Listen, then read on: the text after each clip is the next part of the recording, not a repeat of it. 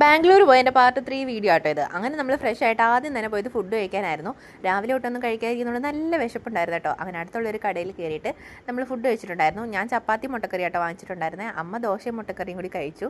അങ്ങനെ ഫുഡൊക്കെ കഴിച്ചിട്ടുണ്ടായിരുന്നു കേട്ടോ. നല്ല ഫുഡായിരുന്നു. പൊതുവേ ഞാനിങ്ങനെ കേട്ടിട്ടുണ്ടായിരുന്നു ബാംഗ്ലൂരിലെ ഫുഡ് നമുക്ക് അത്രയും അങ്ങോട്ട് ഇഷ്ടപ്പെടത്തില്ലെന്ന്. പക്ഷേ അങ്ങനെയല്ല കേട്ടോ, നല്ല ഫുഡായിരുന്നു. ഫുഡ് നമ്മൾ നേരെ പോയത് പാസ്പോർട്ട് ഓഫീസിലാട്ടോ. അമ്മയുടെ പാസ്പോർട്ടിൻ്റെ ഒരു ആവശ്യത്തിന് വേണ്ടിയിട്ടാണ് നമ്മൾ പോയിട്ടുണ്ടായിരുന്നത്.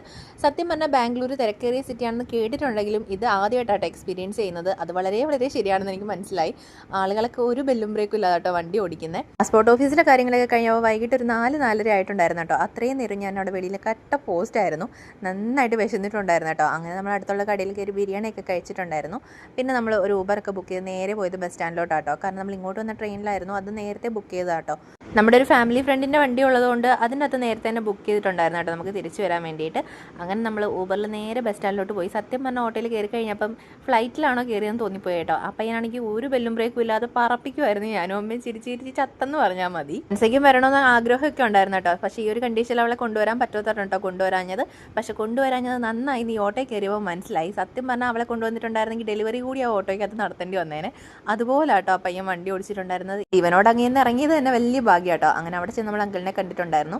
അങ്കിൾ അങ്ങനെ നമ്മൾ തൊട്ടടുത്തുള്ള മാളിൽ കൊണ്ടുപോയി കാണിക്കാമെന്ന് പറഞ്ഞാൽ അങ്ങോട്ട് പോയി കേട്ടോ. കാരണം നമുക്ക് വേറെ സ്ഥലങ്ങളൊന്നും പോയി കാണാനുള്ള ടൈം ഇല്ലായിരുന്നു.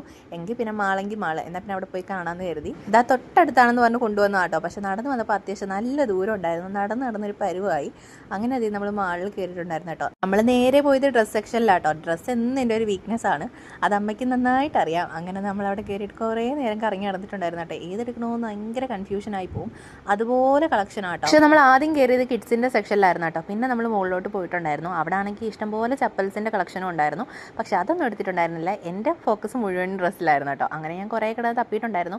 എനിക്ക് ഇഷ്ടപ്പെട്ടത് ഞാൻ 1-2 ഒന്ന് ട്രയൽ ചെയ്തിട്ടുണ്ടായിരുന്നു കേട്ടോ. അതൊന്നും ശരിയാവാതെ വന്നപ്പോൾ പിന്നെ അവസാനം അമ്മ 1-2 എടുത്തുകൊണ്ട് തന്നിട്ടുണ്ടായിരുന്നു. അതിൽ നിന്ന് ഒരെണ്ണം എനിക്ക് ഇട്ട് നോക്കിയപ്പോൾ നന്നായിട്ട് ഇഷ്ടപ്പെട്ടിട്ടുണ്ടായിരുന്നു കേട്ടോ. അങ്ങനെ ആദ്യം ഞാൻ എടുത്തിട്ടുണ്ടായിരുന്നു. പിന്നെ ബെൻസയ്ക്ക് 1-2 എടുത്തിട്ടുണ്ടായിരുന്നു കേട്ടോ.